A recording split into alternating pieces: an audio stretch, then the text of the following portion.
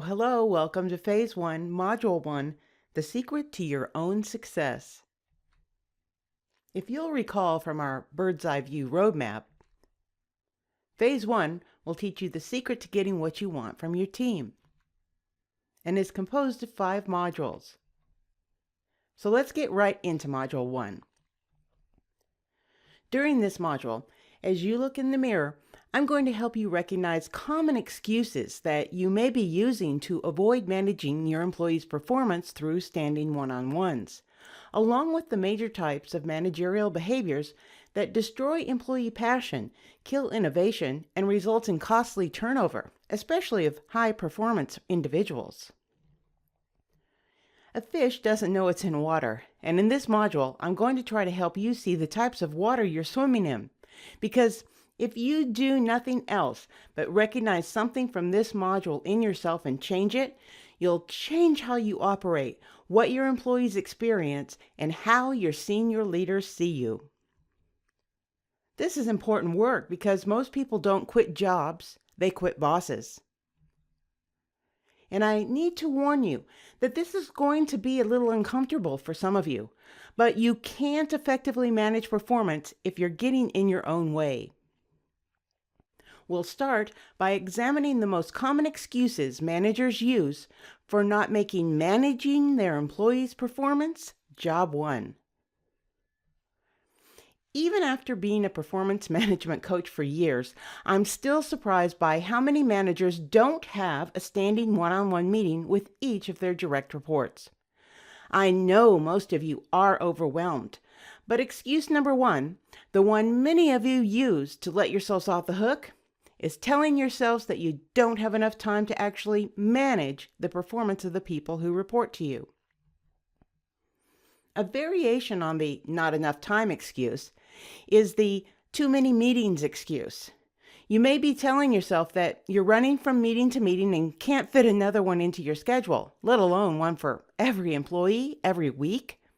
But the reality is that it'll take you far more time to find, acclimate, and train new people than to retain the ones you already have now. And positively managing won't take as much time as you may think. The third excuse I commonly hear is from those managers who do have scheduled meetings with their direct reports on their calendars, but frequently cancel them, telling themselves they have no other choice because something else came up, or there's a fire that only they can put out. If this is you, think about the message you're sending your employees. You're not my top priority. Is that really the message we want to be sending our organization's most valuable assets? For managers with 15 or fewer direct reports, the expectation should be meeting with each employee once a week. For those who manage more than 15, schedule them on alternate weeks. In most cases, unless you're managing way too many people, we're talking about 20 to 30% of your time. For a manager of people, that's not too much time to be spending, coaching, and providing feedback to your direct reports. And I'll repeat it again. They're your organization's most valuable assets. In fact, I believe that a manager of people spending 20 to 30% of their time driving employee engagement should be a minimum expectation for that manager. Next, we have the avoider excuse. Far too many managers avoid frequent contact with their employees throughout the year. They keep the door closed, their calendar full, and try to look busy every time one of their employees stops by with yet another problem to discuss. Why? Well, not only do these managers lack the skills and knowledge to conduct effective one-on-ones, they don't see their benefit. They believe nothing good can come from these meetings because their employees are bound to make requests they can't grant, bring up proposals they can't take action on, bring them bad news or problems to solve. And a lot of managers of people avoid managing because they're reluctant to address difficult behaviors they've observed in their direct reports or that have been reported to them by others. If this is you, you need to know that failing to address bad behavior implicitly sanctions it, giving misbehaving employees license to continue. It also frustrates your other employees who have to keep dealing with their difficult coworker. Ultimately, Your failure to tackle issues head on leads to your employees distrusting you, their manager, as well as the organization as a whole. Another common excuse I hear from managers for not conducting one-on-ones is, "I have an open door."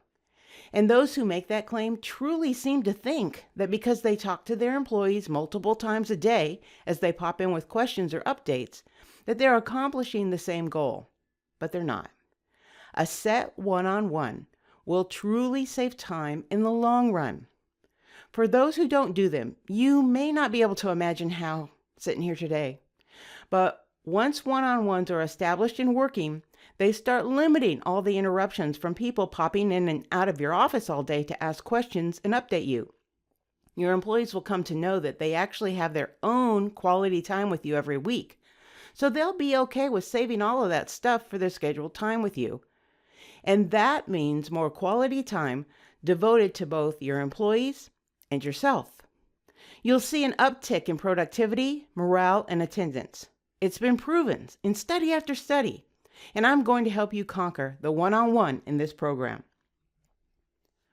If any of these excuses resonated with you, I urge you to recognize them and use the opportunity of working through this program to help you realign your priorities. If you have a morale problem within your team, department, or across the organization, you can begin to change it today by scheduling recurring one-on-one meetings with each of your direct reports. And once you start meeting, you can begin to help all of your employees do more of what you'd like them to do and less of what you don't. Now it's time to shift gears and look at managerial behaviors. A good manager works to position her team to do something wonderful that taps into their employees' sense of purpose and passions. Something wonderful that builds business success by reinforcing the organization's purpose, vision, and direction. Unfortunately, there are destructive managerial behaviors and beliefs that interrupt or even destroy the ability to do something wonderful. Gallup reported in their 2015 State of the American Manager that 1 out of every 2 professionals had said they quit a job to get away from their manager at some point in their career. Unfortunately, far too many managers of people, through actions they may have learned from their own terrible managers, create a toxic working relationship with their employees. Toxic working relationships end your ability to work effectively with your team. Sadder yet, there's usually flawed thinking behind these toxic behaviors. The manager may either believe what they're doing is the best approach, or they don't know any other way to behave. None of the behaviors I'm going to discuss have any place in a positive performance environment and are not effective. In fact, they kill passion, destroy engagement, and cost your organization money. The following is a list of the most frequent behaviors I've observed in managers I've coached. And unfortunately, I've experienced most of them from my own terrible managers as well. First up is the micromanager. And I've yet to see a micromanager recognize this behavior in themselves.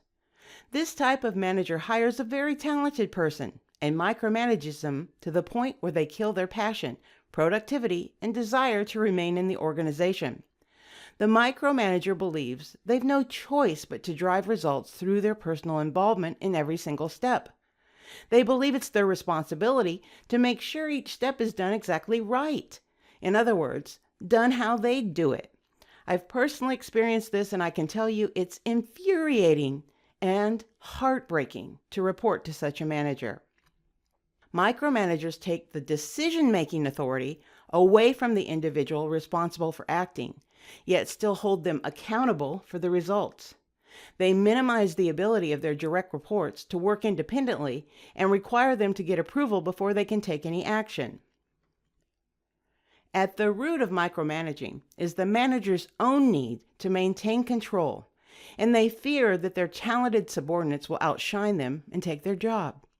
If you exhibit even a tiny bit of micromanaging behavior, I urge you to stop.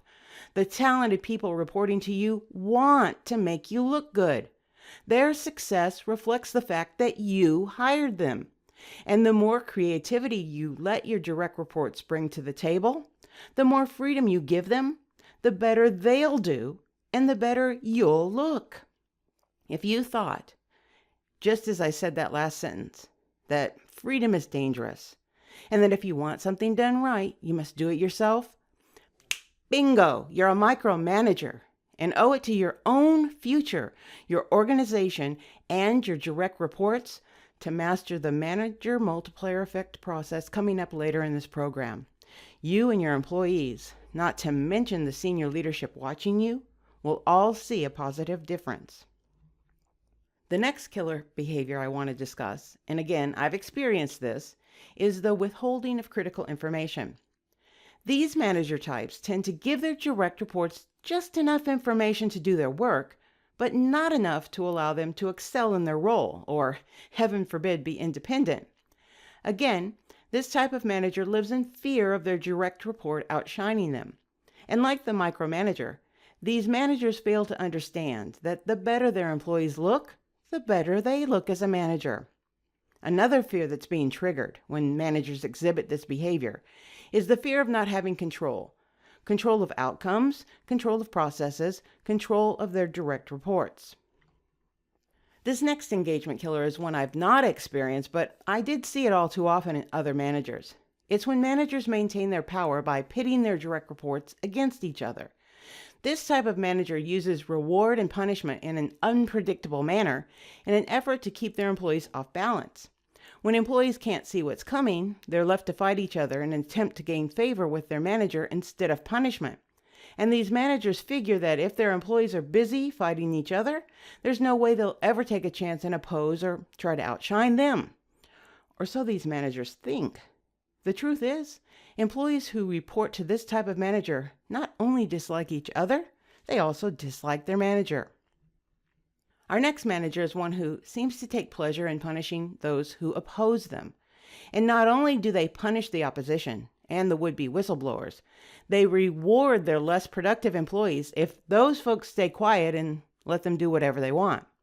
This manager is dangerous to an organization, and allowing managers who do this to operate unchecked can cost organizations more than low engagement, high turnover, and poor customer service. It can also lead to costly litigation. I've experienced this manager more than once, but the last time was by far the worst. The director I reported to prized one of my fellow managers above all others because he just sat in his office reading the newspaper and waiting for someone to ask him a question. He often bragged that it was the easiest job he'd ever had, and the key to his success? Never questioning anything, never making waves, never offering a differing opinion.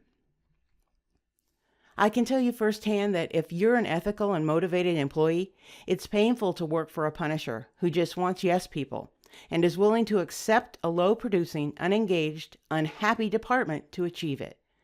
It all boils down to their mistaken belief that they, as the manager, know best what needs to be done and don't have the time or don't want to hear conflicting opinions. This type of manager may also live with the delusion that no opposition equals agreement, and no complaints mean they have a satisfied staff. And this couldn't be further from the truth. More than likely, much of this manager's staff is actively conducting job searches, and they're most likely complaining long and hard behind the manager's back to anyone who will listen. Next, we have the empire builder, the manager who hoards resources and underutilizes talent. This type of manager is harmful, and it's a variation of the punisher because it hurts the organization directly. They use resource allocation to strengthen their power base, taking resources away from those employees they believe are difficult and vocal, giving them to those who are compliant and silent. You'll recognize this type of manager within yourself if you've ever thought about withholding anything and thought it would make your employees think twice before giving you any trouble. Or if you wanted to show them the consequences of crossing you versus the benefits of complying with your wants. This manager doesn't make resource allocation decisions based on business needs. And if you're one of these types, you should realize that not only are you harming your organization, you're putting your own job at risk with your poor business judgment. According to a study by the Employment Law Alliance, almost half of all employees have been targeted by a manager who's a tyrant. The tyrant creates a tense environment that suppresses people's thinking and capabilities. And when I describe a tyrant, I'm not talking about a demanding or tough manager. When addressing performance issues, a tough manager may come across as demanding, but may just lack skills necessary to provide positive performance expectations. This is not the tyrant. A tyrant proactively engages in harming others. Working for a demanding manager who pushes you to do better can challenge you to become your best. But working for a tyrant drains your mental strength.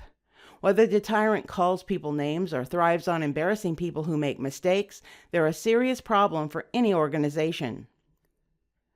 Researchers found that a tyrant's behavior spreads among the ranks. Under a tyrant, employees are more likely to become overly critical of one another. They're also more likely to take credit for other people's work and behave more aggressively toward their fellow employees. Tyrannical behavior often stems from managers not knowing what they're doing. An obvious way to compensate for a lack of skills is to be tough and unyielding. In the end, tyrants are obstinate, empowered managers who consider themselves to be frank and action-oriented leaders, when in reality, they're equal parts bluster, insecurity, and impatience. Our next type of boss is the know-it-all. Steve Jobs says, "It doesn't make sense to hire smart people and tell them what to do. We hire smart people so they can tell us what to do." He may not have walked the walk himself, but the point is valid. The know-it-all is a problem because they honestly believe they've done everything you've done, but better and faster. Regardless of your accomplishments, they'll be the first to tell you that they could do it better. Not only are they all-knowing, but they expect you to be as well. The know-it-all will assign a 3-day task and expect you to complete it in 1. They'll give you a vague instruction and expect you to figure it out on your own. Or they'll assign you an impossible task, one that not even they could perform, and demand it on their desk by the end of the week. The know-it-all is about pushing you to your limit to prove that they're smarter than you. Next, we have the indecisive managers and flip-floppers. These type of managers lack confidence. However, even knowing that doesn't help their employees one little bit. Like the horrible boss I described earlier, those who are indecisive or flip-floppers pose a challenge because they trigger never-ending false starts. Deadlines are missed, and employees want to pull their hair out. This behavior causes the entire team to wait around for the next change, and nothing gets done in the meantime. This affects their team's initiative and causes colossal productivity and morale drain. Employees wait before going full bore on a project with these kind of managers. The ability to change your mind is admirable and necessary when new information or contingencies emerge. However, you're just a joke when you frequently change your mind or dither over deciding in the first place. The danger with this behavior is that both flip-floppers and indecisive managers have no credibility with their staff. It then becomes a vicious cycle where they want to get credibility back and they feel pressure to gain it back, but the more they try, the needier they seem and the less credible they are. And without credibility, they aren't viewed as trustworthy. And a manager who's untrustworthy can't lead. Our next problematic manager is the buddy boss. There are at least 2 types. The first is the buddy boss who overshares and looks at work as just another reason to socialize. The second just wants to be liked and thinks their direct reports will be happier with a friend rather than a supervisor. Both types can tend to view their team as a circle of friends, whether their employees like it or not. No subject is off limits. They feel the need to share every detail of their life with their staff, as well as ask them personal questions about theirs. In the worst cases, these buddy bosses don't recognize personal boundaries. And when we're dealing with a male manager and female direct reports, we're just one back rub away from a sexual harassment suit. And now that the Me Too revolution is underway, professional boundaries are far more important than ever. I have to confess that when I was promoted to manager for the first time, I took the second buddy boss approach. I cringed now to think about it. I thought that we'd all be a team together, us against the world. And it actually did work well at first. However, when my subordinates started having problems with changes our director wanted to make in the department, they were pulled in multiple directions because was I one of us or one of them, the mean managers who wanted to make these unwelcome changes? As I tried to navigate those rough waters, everything went sideways, and it was a big life lesson for me. Our next toxic manager is the one ready to show everyone the door. These managers view their employees as expendable. They're comfortable using their employees for the value they provide while helping them reach their goals, but are quick to get rid of them once the goal's been achieved. This manager only looks at the bottom line and whether they're maintaining their organizational power. There's no recognition of the value of employee passion and engagement to the organization. More importantly, there's no interest or understanding of the cost to the organization to replace a single individual. These managers don't view employees as living assets capable of changing and growing. Most of the traits in managers that we've just discussed are often coupled with the desire to keep direct reports busy but hidden. A manager with this trait always makes sure they're the face and voice for their department, thinking this is how they maintain control and that it's the only way to look good in front of senior leadership. Otherwise, one of their high achievers could replace them. Again, this couldn't be further from the truth. The best managers love to show off their high performers to senior leadership and enjoy basking in the glow created by a team of excellent hires. Positive and effective managers know that the deeper their bench strength is, the better they're viewed by the top brass. Managers of people who exhibit any of these behaviors are detrimental to their organization. Whether intentional or not, these killer behaviors destroy employee engagement and organizational productivity, and they stifle innovation. These behaviors ruin employee motivation as everyone feels the need to protect themselves. Organizational turnover increases. Those with options elsewhere take them, and that costs the organization money. Right now, pretend I'm looking you right in the eye and be honest with yourself. Somewhere over the course of the behavior section, did you feel a twinge? Maybe it wasn't even a twinge, maybe it was a poke. If you exhibit any of the behaviors in this module, you need to understand that the behavior has been noted by both your employees and your senior leadership. So if you connected with anything I said, go back to that behavior and listen again. If that could be you, I'm going to give you your first homework assignment for this week. Teaching someone to change managerial behaviors could be an entire course in and of itself. And although it's not the focus of this program, I created this module to bring the topic to your attention. So take some time this week and get on the internet and look up the behavior or behaviors you may be exhibiting. Create a plan of improvement for yourself. You're a motivated manager or you wouldn't be here right now. I have enormous respect for you and believe you can truly continue to grow. So find those tips and take some time this week to work on how to start managing differently. And if you feel nothing I said in this module applies to you, well, I'm skeptical, but I'm going to leave it up to you whether you do any exploring this week. This next homework assignment applies to all of you and will help you prepare to start setting expectations next week. And I'm warning you, expectation setting is going to be intense. You'll need a position to start working on first, so I want you to think about all of your direct reports. Who's the most average performer? The person who's successful but straight up average. In fact, I hope you have someone whose performance is so average that nothing about them is either unsuccessful or exceptional. If you don't have that person on your team, who's the closest? Do you have your pick? The position this person holds is going to be your starting point when you begin setting expectations next week. In order for you to meet your mission, you have to make a get started choice today. This gets you out of the stuck cycle and into the success cycle. Where you have an idea, you take action on that idea. It gives you clarity so you can redefine what you're doing, which leads to a new, better idea, bigger actions, and greater clarity, and onward and upward. It's how you start to iterate your way to awesome. Make a choice and move on. Let me say it again. Make a choice and move on. Don't dwell, don't overthink it. If you do, you'll shut down and get stuck. And if you haven't already set the twice weekly half-hour blocks of time called setting expectations for every distinct position you manage, what's wrong with you? I want you to take this stuff seriously.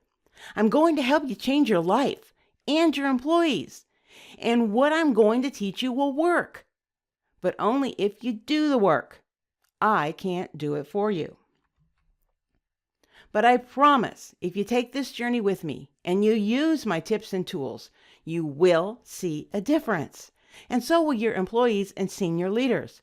The change will ripple through your organization. I'm not kidding. So do your homework. And if you're in the program that includes live group coaching, we'll see you later this week. Followed next week by the Secret to Your Employees' Success, where we'll start setting expectations and working with the Unlock Your Genius Blueprint. And if you haven't yet downloaded that blueprint and your toolbox, the links are below.